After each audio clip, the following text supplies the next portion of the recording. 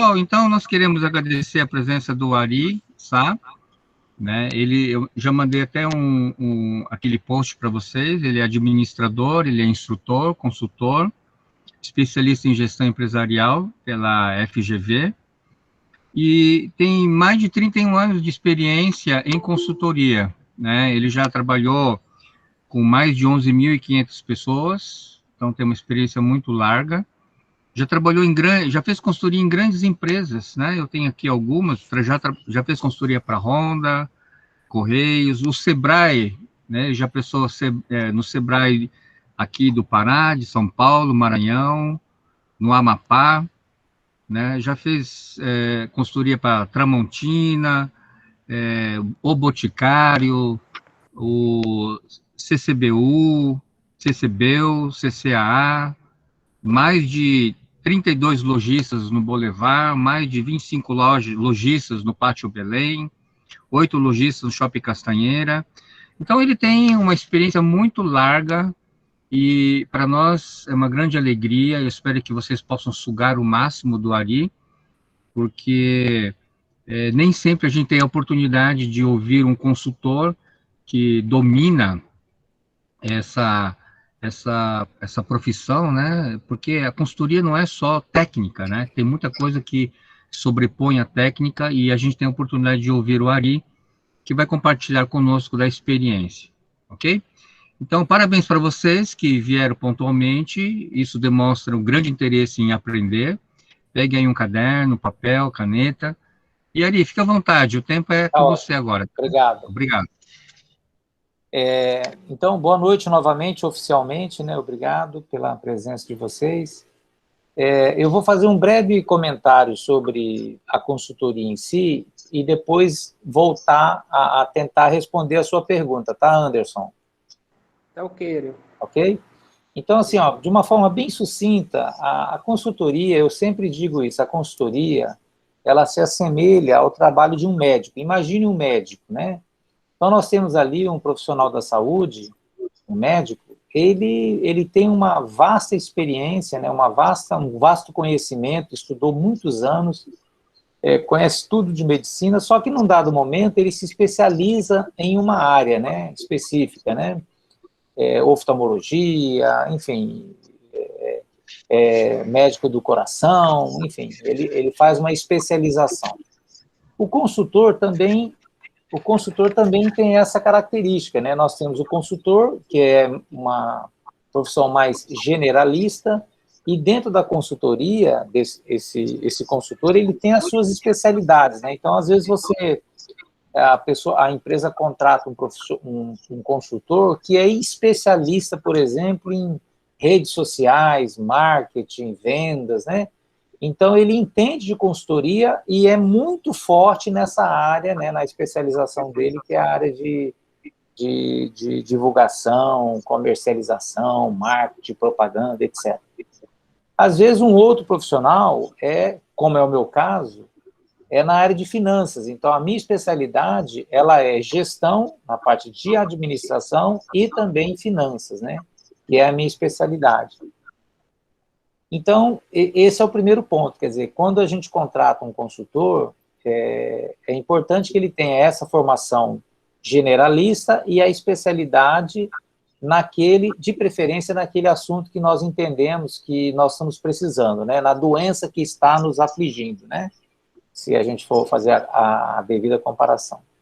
Então, Anderson, a primeira coisa que eu faço, exatamente como médico, a gente tem que fazer um diagnóstico na empresa, né? Então, esse diagnóstico, ele vai envolver, nós vamos fazer uma varredura em todas as áreas da empresa, né?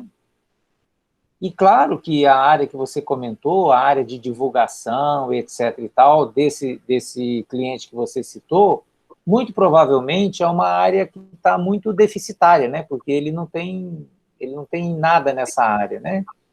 Então, talvez, depois de ter feito um apanhado, um diagnóstico mais preciso, a gente perceba que a deficiência dele, uma área que ele precisa melhorar, é essa área de divulgação.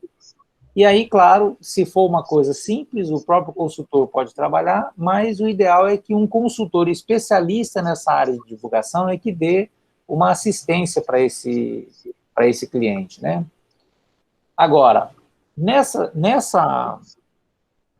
varredura, nesse diagnóstico, é muito importante nós avaliarmos a questão econômica e financeira da empresa, né? Porque tem muitas pessoas vão ao médico e acha que está com uma determinada doença e depois de uma análise mais específica de alguns exames, o médico pode revelar a ele que, na verdade, a doença que ele imaginava que tinha, ele não tem, ele tem uma outra doença, né? Então, o empresário também faz isso, ele acha que o problema dele é uma coisa, e quando a gente faz uma investigação na empresa dele, quando nós fazemos um diagnóstico, às vezes a gente percebe que, às vezes, ele até tem aquele problema que ele imaginava, mas ele tem um outro problema muito maior que ele nem imaginava que teria, né? Ele não conseguiu visualizar um problema, às vezes, que é maior, né? Eu me lembro, só para a gente ficar assim, em exemplos mais específicos, eu me lembro, por exemplo, não foi só uma vez que aconteceu isso, aconteceu com vários clientes que me contrataram para fazer um trabalho, e depois que eu fiz o diagnóstico, eu disse, olha, porque nós estamos com um problema nós estamos com um faturamento, caiu o faturamento do ano passado para cá, então esse é o nosso problema, nós queríamos que você nos ajudasse nesse aspecto, etc. Olha, não é a minha praia, né? A minha especialidade não é fazer você aumentar vendas. Mas eu queria te dizer que você tem um problema aqui muito maior do que esse, que talvez você não esteja dando a devida importância. Qual era o problema que eu detectei nessa empresa? 94% do faturamento dela vinha de apenas um cliente. Ok? Então, veja o grau de dependência que ele tinha de um cliente, né? Qual é o problema disso? O problema é que quando esse cliente pega a gripe, você pega a pneumonia. Entendeu? E aí eu fiz essa colocação, tal, enfim. Passado alguns anos, né? Chegou nem a 2 anos, 1 ano e 7 meses, o que foi que aconteceu com essa empresa? O cliente que era responsável por 90 e poucos % do faturamento dela resolveu trocar de empresa.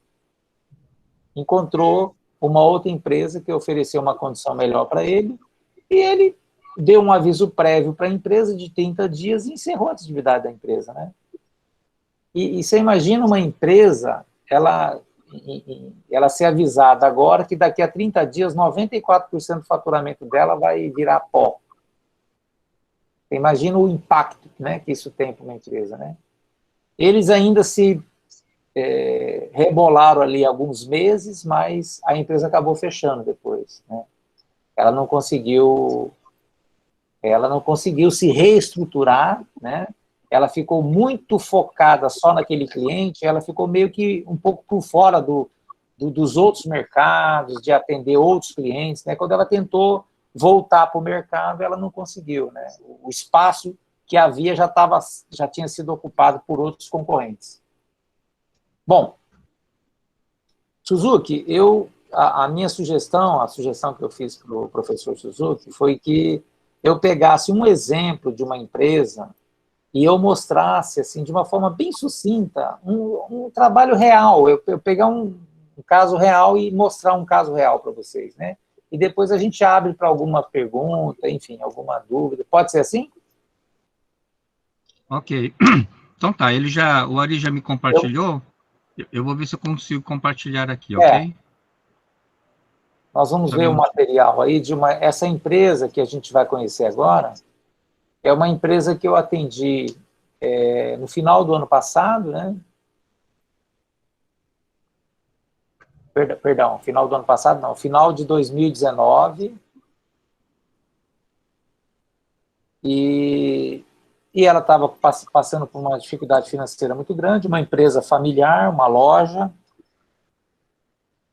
tocada pela mãe e pela filha, né? Quem criou a loja foi a mãe, e aí, num dado momento, a filha dela começou a ajudá-la também na administração. Essa empresa, ela não é daqui de Belém, ela é do Rio de Janeiro. É uma empresa do Rio de Janeiro, uma loja do Rio de Janeiro. E aí, o que aconteceu, né, Anderson? Aquilo que eu te falei. Então, a primeira coisa, nós vamos fazer um diagnóstico, né? Pode passar, Suzuki. Ah, posso passar? Por favor. Já tá dando para ver, né? Isso, eu estou enxergando legal aqui. Sim. Ok, então vamos lá. Então, começa com o diagnóstico, né? Nós temos que fazer uma bateria de exames para poder encontrar, conhecer o que está acontecendo com a empresa, né? Levantar dados, né? Por quanto ela compra, por quanto ela vende, quanto ela gasta de aluguel, quanto ela gasta de folha de pagamento. Você tem que vasculhar todos os dados da empresa para poder conseguir enxergar como é que está a saúde dela. Pode passar, Suzuki. Então, depois dessa avaliação, nós chegamos nesse resultado aqui, ó. Eu consegui apurar 9 meses, né? Nós estávamos em 2019, conseguimos levantar dados confiáveis de 9 meses da empresa. E aí eu fiz uma média, né, para nós termos assim, uma radiografia mais precisa. Não é interessante você avaliar um mês, mas é interessante você avaliar um período, né? Porque toda empresa tem as suas sazonalidades. Então, se você analisa só um mês, você corre o risco de pegar um mês ou que foi muito bom ou que foi muito ruim, e aquele mês, na verdade, ele não representa a empresa, né? O ideal é a gente fazer uma análise dos resultados de um ano da empresa, aí é uma análise muito mais consistente. Eu não consegui, ela não tinha dados, ela era muito desorganizada, né? E, então, os dados que nós conseguimos foram de 9 meses. Então, esse quadro que vocês estão vendo é a fotografia da empresa, a média mensal de 9 meses dela. Ela tinha, portanto, um faturamento de 110 mil em média por mês, né? E quando nós levantamos os custos, nós percebemos que ela faturava 110 mil por mês, mas gastava 117 mil por mês, ou seja, todo mês ela tinha um prejuízo de R$ 7.150, né? 6,5% de prejuízo todos os meses. Então, estava explicado ali por que ela vivia tendo problema financeiro, recorrendo a banco, pedindo empréstimo, não conseguia pagar as coisas em dia, né? Então, essa fotografia ficou claro o que estava acontecendo, né? Tudo bem até aí, pessoal? Aqui vocês estão percebendo, olha, nesse quadro, nós temos aqui, ó, os custos variáveis, né, pagamento de impostos, pagamento de comissão para vendedor, inadimplência dela era muito alta, né, pessoas que compravam com ela e não pagavam, né, e ela tinha um custo fixo também muito elevado, né, folha de pagamento de 10 mil, retirada dos sócios de 10 mil, aluguel muito alto, 12 mil reais de aluguel, e por aí vai. Suzuki, pode passar, por gentileza. Então, aquele quadro que vocês viram anteriormente, é o mesmo quadro aqui, só que agora ele está de uma maneira mais didática, né? Ele está tipo um gráfico aqui, ó. Então, eu gosto de colocar aqui as despesas as mais elevadas para menos elevada. Então, ó, o maior custo que ele tinha era com a compra de mercadoria. Então, do faturamento dele, 55% ficava comprometido para pagar fornecedores. O aluguel era o segundo maior custo dele, juntamente com a folha de pagamento do pessoal, né? O aluguel comprometia 10,9% do faturamento da empresa, e a folha de pagamento também. O Prolabore, 9,10% do faturamento, e assim por diante, né? Olha a inadimplência dela, né? Altíssima, 7,25%, né? É impossível uma empresa ir para frente quando 7% do que ela vende ela não recebe. Não tem como ela ir para frente. É muito alto, né? Por que isso? Porque ela não é da capital, é uma cidade do interior, e lá tem uma coisa que a gente sabe como é o interior, né? Muito fiado.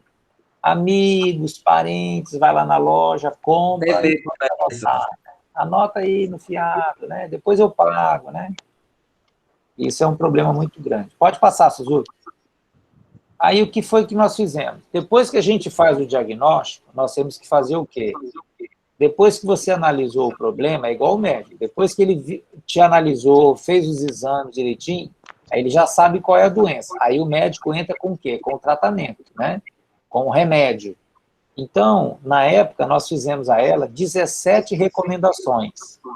Entretanto, as 3 primeiras, as mais poderosas, as recomendações que teriam um impacto mais significativo no resultado dela, foram 3. Primeira recomendação, demitir a gerente dela. Não tinha sentido ela ter uma gerente. A gerente dela custava para a empresa R$6.000. Ou seja, a gerente custava para a empresa mais do que o dono da empresa, porque o dono da empresa tirava R$5.000 por mês. Percebe? E não tem sentido ela ter uma gerente, uma vez que a mãe e a filha, as 2 sócias, trabalhavam na empresa, na loja. Então, para que eu tenho um gerente se o dono está ali o dia todo na loja, né? 2 pessoas que são sócias estão na loja e ela vai pagar ainda um gerente que vai ganhar mais do que eles ainda, não tem sentido, né? Então, primeira providência, demitir a gerente. Segunda providência, ela atuava na época, né, quando nós começamos o trabalho, ela tinha 2 lojas, tá? Então, nós recomendamos que ela devolvesse uma loja e conseguisse montar o negócio dela em apenas um espaço. Ela estava com 2 espaços e ela reduziria para um espaço só.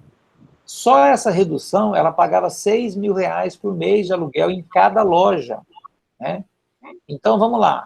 A demissão da gerente, ela teria uma economia de R$6.000 por mês, vezes 12, em um ano ela teria uma economia de R$72.000. A mesma economia ela teria também ao devolver uma loja, né? Um ponto que ela tinha alugado, né?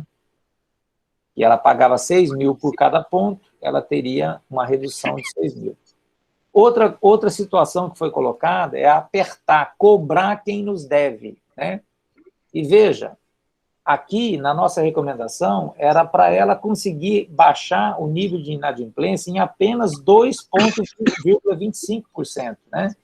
A inadimplência diminuir de 7,25% para 5%. Mas só essa pequena redução já daria uma economia para ela de R$ 2.475 por mês, e isso em um ano daria 29.700, né? Então, somando toda a economia, com essas 3 providências, volta só um minutinho, Suzuki, aqui.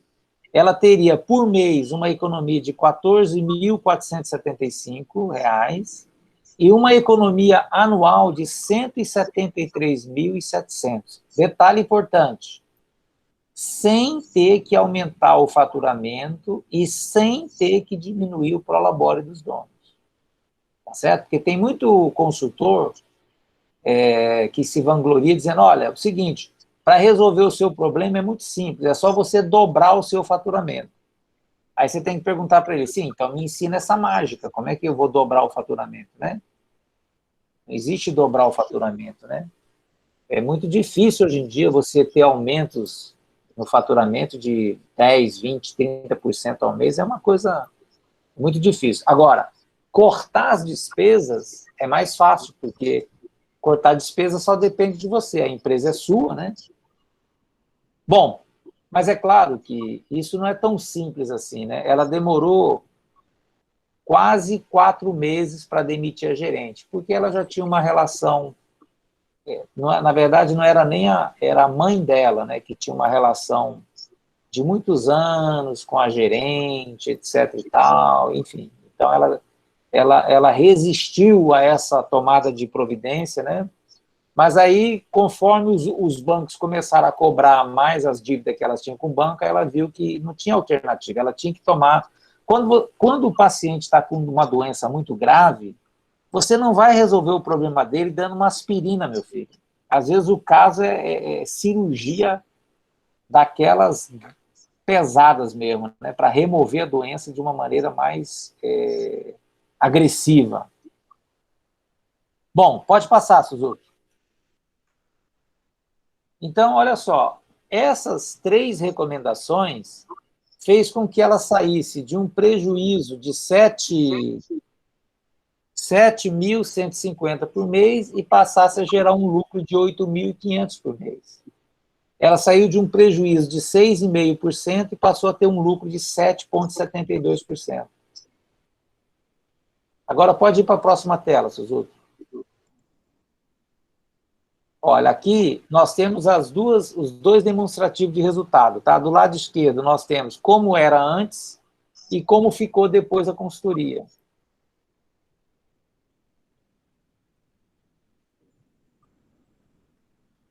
Pode passar, Suzuki. Por favor. Aqui, ó. Aqui é o mesmo quadro, só que agora de forma didática, né? Nós tínhamos antes essa situação e depois, né, a inadimplência, que era 7,25, caiu para 5.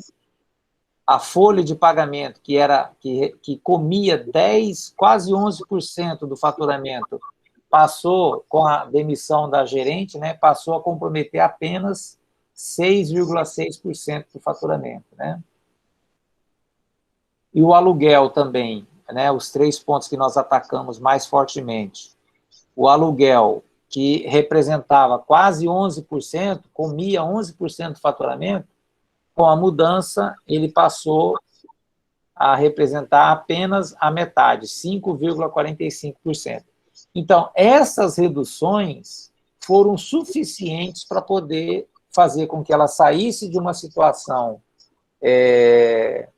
dramática, né, de dívidas, e passasse a trabalhar no azul. Pode passar, Suzuki, por favor. Então, resumindo, ficou assim, ó. Antes, ela tinha o faturamento de 110.050, em média, né? E, no final das contas, ela tinha um prejuízo de 7.150 por mês. Isso aqui é valores mensais, tá? E depois ela passou a ter um lucro de 8.500 por mês. Olha, se você devia 6,5% e passou a ter lucro de 7,72%, significa que o ganho que você teve foi de 14,22%.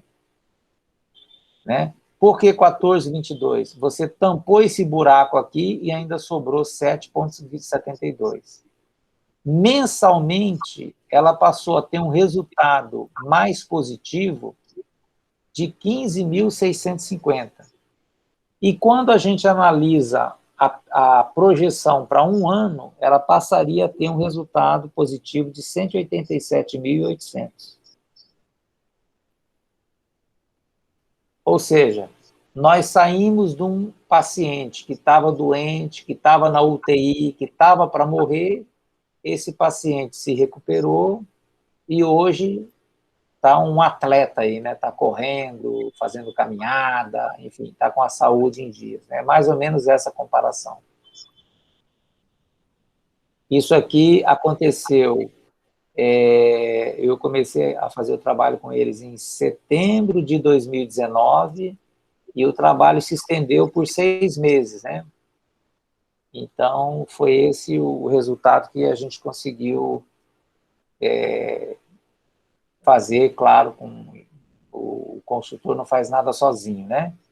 Nós precisamos sempre, eu sempre digo à consultoria, quando o trabalho vai bem, quando o trabalho é bem sucedido, é 50% mérito do consultor e 50% do empresário. Porque o empresário, cabe a ele uma parcela muito importante, que é implementar as recomendações, né? Porque a gente sabe que demitir alguém, você trabalhar em dois espaços, depois você tem que devolver uma loja e ficar só num espaço menor. Claro que são decisões difíceis, né? Mas nós temos que tomar decisões difíceis para poder salvar a empresa. Se você não faz o que é necessário, o risco da empresa fechar é muito grande, né? Numa situação que eles estavam vivendo era muito grande. Mas aí tem o mérito deles de terem demorado um pouquinho, mas acabaram implementando. Bom, era isso.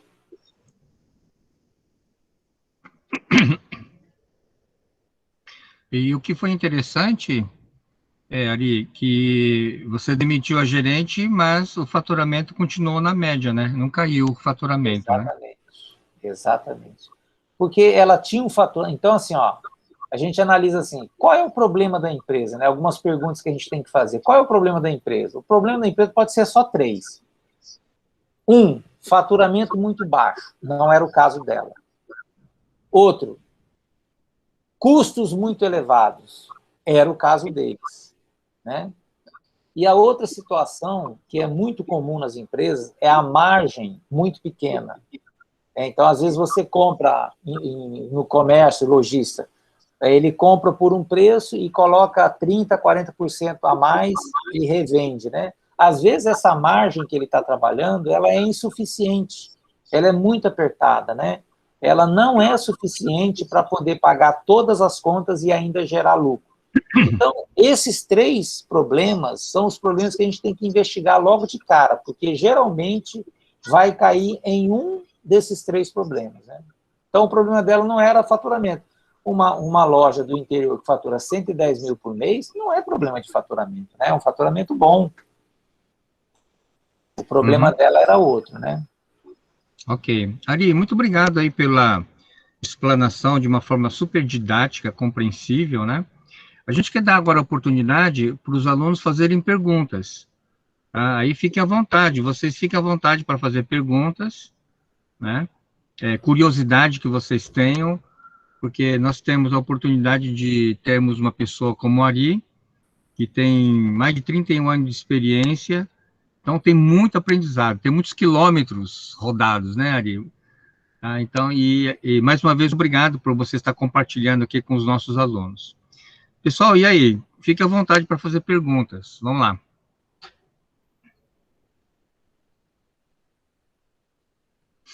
Um de cada vez para não ter aglomerações. Ei, Ari, o que deu para verificar, né, nessa situação, como você falou, né, o seu lado é mais o financeiro, né, da empresa, não é isso? Então, quer dizer que na consultoria tem tipo assim, um consultor para cada situação. Seria isso? Às vezes o consultor ele cobre várias áreas da empresa, né? Mas assim, ó, cuidado com aquele consultor que tudo ele sabe. Sabe assim, aquele cara que chega no campinho de futebol, você fala assim, escuta, tem uma vaga aí para mim, qual posição você joga? Ele fala assim, qual que tá precisando? Cuidado com esse cara. Não, você joga no lateral, eu jogo. Você joga na lateral esquerda, jogo. Você joga como centroavante, jogo. Esse que é bom em tudo, geralmente ele não é bom em nada, né? Então, a gente tem que tomar cuidado. Agora, por exemplo, no meu caso específico, eu trabalhei muitos anos como diretor de empresa, então eu tenho assim, uma experiência não só como consultor, mas eu também já fui dirigente de empresa, né? Então, isso me dá uma tranquilidade de saber, assim, de vários problemas do dia a dia da empresa, a gente sabe o que acontece, né? Então, o problema delas lá era não perceberem uma coisa óbvia, assim, quer dizer, poxa, por que eu tenho que ter uma gerente se as duas ficam lá o dia inteiro na loja, uma loja com 4 vendedoras? Para que eu preciso ter... Olha, ela tinha quase a quantidade de chefe, a quantidade de índio para cuidar Ela tinha 4 funcionários e tinha 3 chefes. Ela, a filha dela e mais uma gerente. Quer dizer, não tem sentido, cara. Isso é um custo que uma empresa pequena não pode se dar o luxo de ter.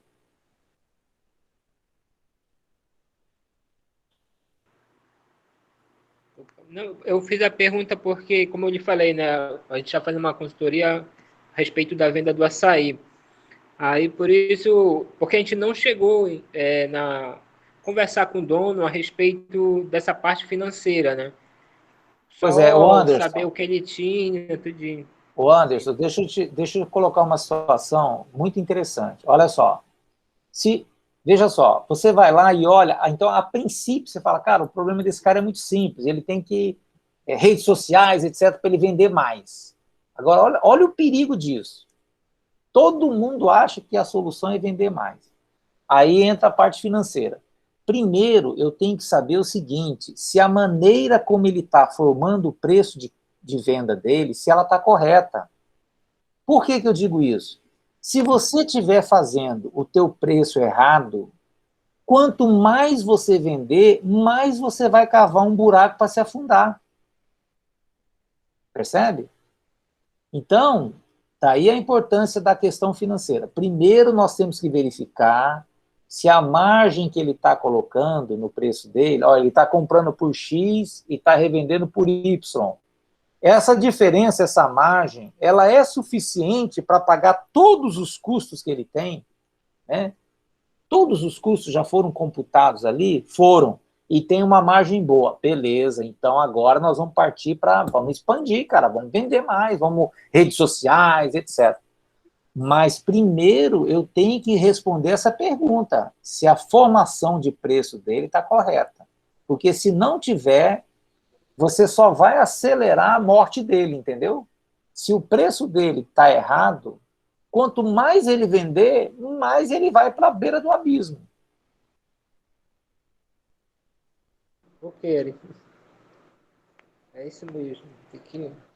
Na verdade, tem que fazer análise em todos os sentidos da questão. Exatamente. Ok. Vou passar a vez para alguém perguntar também, senão... Obrigado, Anderson. Senão eu vou falar muito. E aí, pessoal? Aproveite a oportunidade, tirem dúvidas. Ari, enquanto os alunos estão perguntando, né, eu queria que você dissesse para os alunos o seguinte, alguns deles são alunos do 8º, já estão terminando o curso, né, já estão partindo para o mercado de trabalho. Na sua opinião, se alguém desejar galgar ou ser um consultor, quais são os preparos? O que ele tem que fazer para se preparar e se tornar um consultor de êxito, de sucesso? Olha, eu acho que se eu fosse me restringir a dar um conselho, seria o seguinte: procure um mentor. Procure uma pessoa que para você seja uma referência e procure se aconselhar com ela, porque essa pessoa, certamente, sendo um bom profissional, ele vai te dar as orientações complementares, né? Então, ele vai te indicar bons livros para você ler, ele vai te indicar a maneira que você deve se portar como um consultor, né? Que tipo de trabalhos iniciais você deve fazer, para ir te dando bagagem, né? No sentido de você ganhar musculatura, aprendizado, né? Porque a consultoria é como qualquer outra profissão, né? Você tem ali se você trabalha com... Você vai trabalhar numa marcenaria e tem lá um excelente marceneiro, cara, a probabilidade de você aprender com ele é muito grande, né? A probabilidade de você aprender com ele é muito grande. Se você vai ser médico e você tem a felicidade de trabalhar junto com um excelente médico, olha, isso é um privilégio, né? Então, naturalmente, ao trabalhar com essa pessoa do lado dela, você vai ter muito aprendizado ali, né? Porque você vai estar trabalhando com uma pessoa excelente profissional. Então, certamente, você vai aprender muito com isso, né? E infelizmente, o que a gente percebe? Tem muitas pessoas que ficam desesperadas, querendo, mas ali em outro lugar eu vou ganhar um pouquinho a mais, né? Cara, não privilegie isso no primeiro momento. Privilegie a sua formação. O dinheiro vem depois como consequência, né? Uma boa remuneração, ela virá de um bom profissional. Então, só que para você ter essa boa remuneração, primeiro você tem que se tornar um bom profissional, né? Ok, Ari, obrigado. Pois não. Eu gostaria de fazer uma pergunta referente, assim, quais as suas orientações para um empreendimento que está iniciando agora? Por que eu estou lhe perguntando isso? Como o professor já sabe, eu e mais 2 irmãs estamos iniciando um pequeno negócio. Na verdade, a gente iniciou em dezembro e estamos caminhando, né? Então, eu gostaria da sua opinião, das suas orientações para esse empreendimento ter sucesso, né? E não cometer um erro que essa empresária, né, estava cometendo e não conseguiu visualizar essa situação, esse problema que ela estava enfrentando. Então, quais as primeiras orientações? Olha, um roteiro interessante para vocês analisarem é o famoso plano de negócio. Vocês devem ter visto isso durante o curso de Sim. vocês, né? Então, o plano de negócio, ele é um roteiro muito consistente para não deixar você se perder no caminho, né? Para que a gente não privilegie uma área que a gente gosta muito, que é muito... Esse é um erro muito comum. O que acontece? A pessoa gosta muito da área de vendas, então, assim, na empresa dela, 80% do tempo dela, ela está na área de vendas, que é onde ela gosta de estar. Mas veja, a empresa não tem só que vender, não tem só área de vendas, né? Se você, como eu falei agora há pouco, se você estiver vendendo de forma errada, com preço errado, não adianta você vender, é até pior, quanto mais você vende, mais você se atola em dívida. Então, o plano de negócio, ele não deixa você cair nesse equívoco, né? Por quê? Porque lá no plano de negócio, ele tem uma seção que fala formação de preço. Aí ele vai forçar você a refletir para verificar se o preço que você está praticando está correto, né? E aí, claro, às vezes você pode não ter experiência naquilo, então você vai consultar alguém que entenda um pouco mais para poder te orientar. E aí, o plano de negócio, ele vai ponto a ponto, ele vai passando uma lupa em todas as áreas importantes da empresa, né? Então, quando você faz isso, você reduz significativamente o equívoco de não estar cuidando de alguma área que seja importante, né? Então, acho que o plano de negócio é um bom início para dar uma olhada, sabe? Ok. Obrigada. De nada.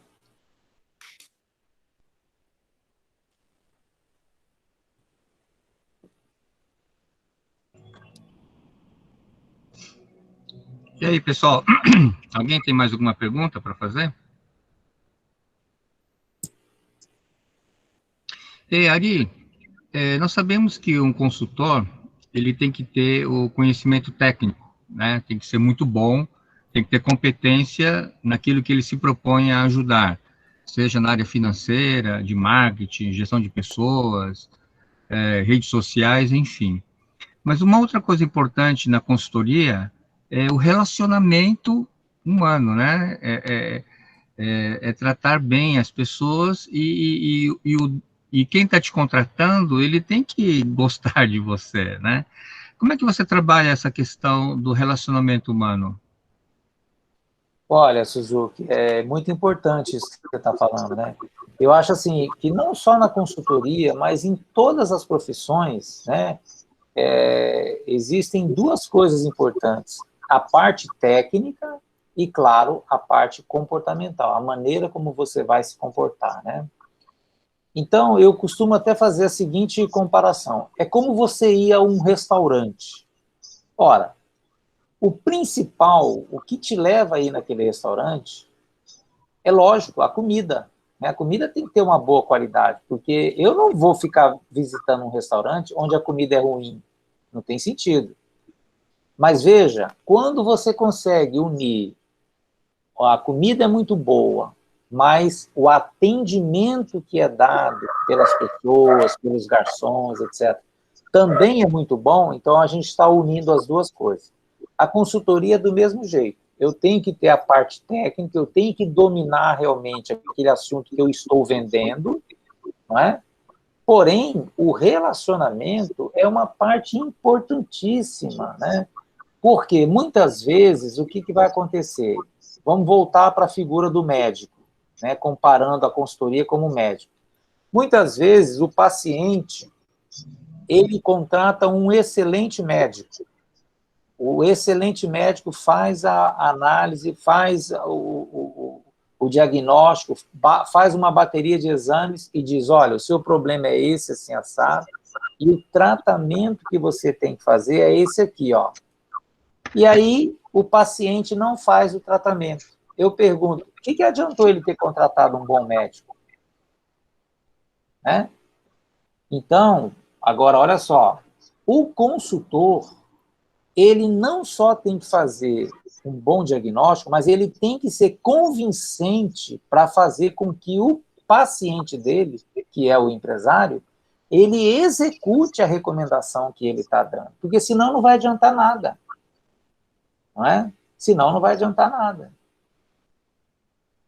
No dia em que eu tive a conversa com essa senhora, e dizendo que uma coisa que ela teria que fazer era demitir a gerente dela, ela chorou. Ela chorou copiosamente. Ela não se segurou, porque... Agora, olha que coisa interessante, né? Passado alguns meses, depois eu entrei em contato com eles, né? Sabe o que aconteceu com a gerente dela?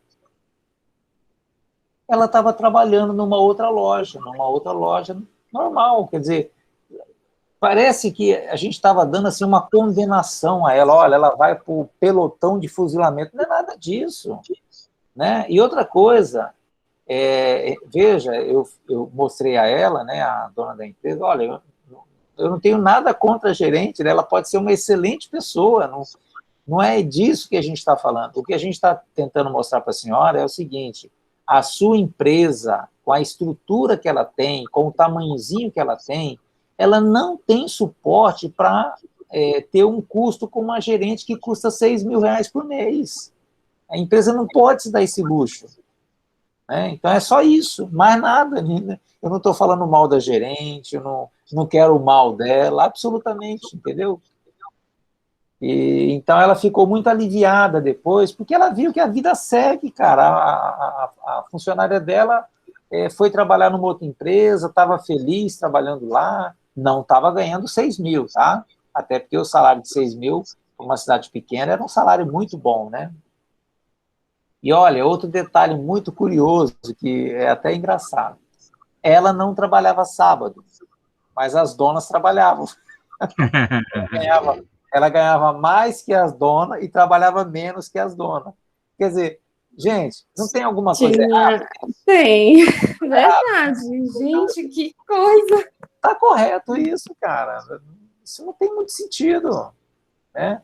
Então, muitas vezes é isso, a gente tem que chegar para o empresário e mostrar o espelho para ele, porque ele já está tão acostumado com aquela situação que ele não consegue, às vezes, ver uma coisa óbvia. Então, aí, quando vem alguém de fora e faz uma análise... Então, veja bem, o consultor tem essa vantagem, ele não tem relação emocional com ninguém, inclusive com os donos, né? A gente não pode ter relação emocional com os donos, porque você tem que entender o seguinte, o meu cliente não é você que está me contratando, o meu cliente é a sua empresa. Então, às vezes, quem está fazendo mal para a sua empresa é o próprio dono. Então, o dono temos que puxar a orelha do dono também.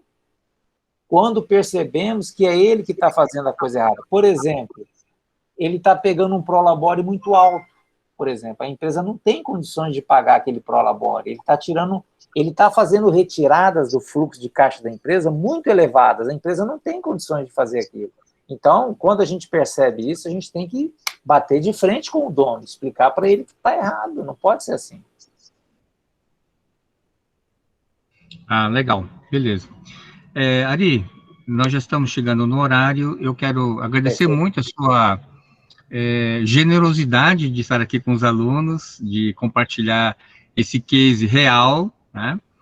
Isso dá bastante legitimidade naquilo que você falou, e mostrar para todos nós a importância de nós nos prepararmos, né? Ser um consultor é muita responsabilidade, porque você gera uma confiança tão grande que aquilo que você falar, o dono vai fazer.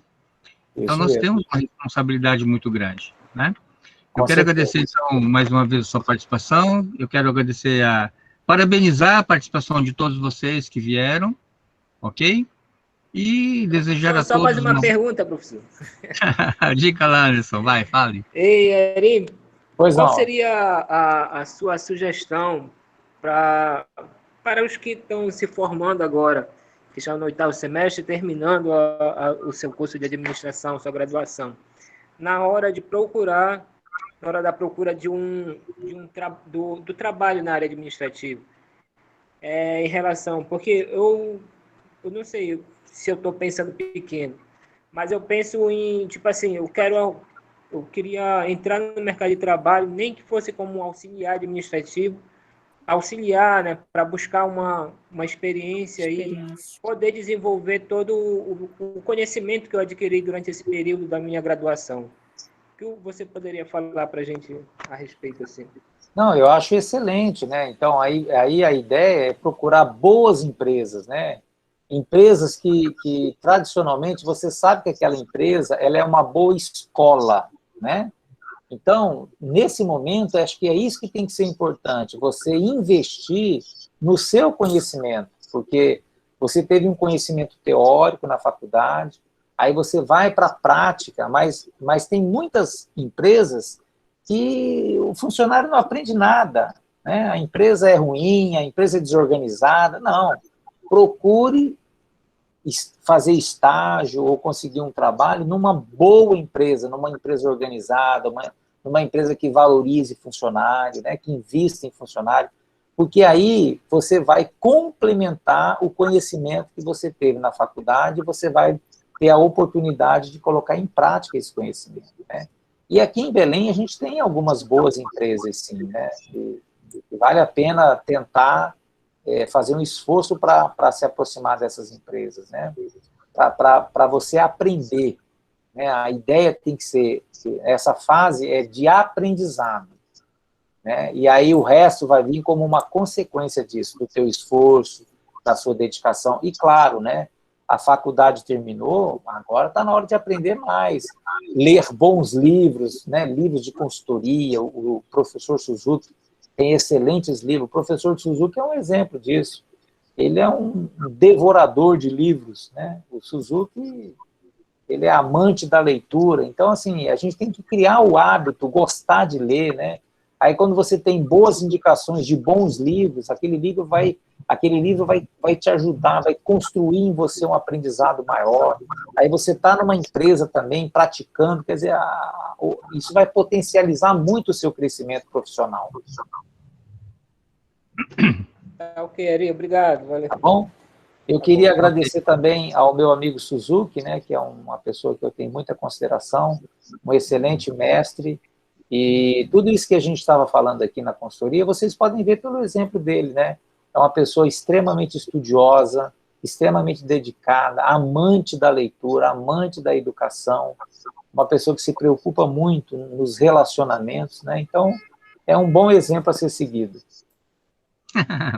Ok, muito obrigado. Obrigado aí pela Gente, boa participação. noite a Espero todos, que vocês obrigado. tenham gostado. Boa noite a todos, galera. Obrigado. Boa Quero noite, professor. Boa noite, agradecer. Eri. Obrigada, boa noite. Boa noite. Boa noite. Obrigado aí. Obrigado, Ari. Um abraço, meu irmão.